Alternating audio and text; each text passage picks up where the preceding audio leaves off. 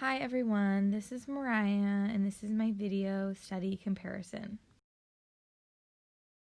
The purpose for study 1 was to examine prenatal smoking during pregnancy and its association with low birth weight, small for gestational age, and preterm birth.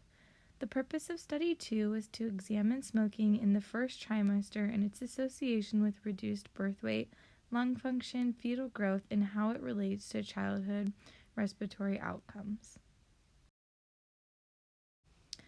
For study 1, the study design was that parents were categorized into 4 groups: non-smoking, 1 to 10 cigarettes per day, 11 to 20 cigarettes per day, and then greater than 20 cigarettes per day during the preconception, first trimester, and second and third trimester stages. The second study design was fetal ultrasound measurements at 11 weeks and 20 weeks gestation and birth measurements that were recorded, as well as childhood respiratory symptoms.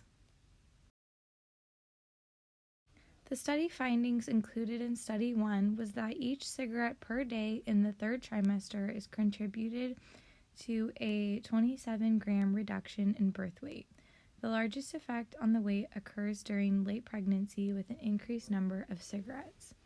The study findings in study number 2 is that smoking in second and third trimesters is associated with a reduced fetal measurement, but not smoking in the first. If smoking isn't stopped in the first trimester, the outcome is increased for smaller infants with respiratory difficulties.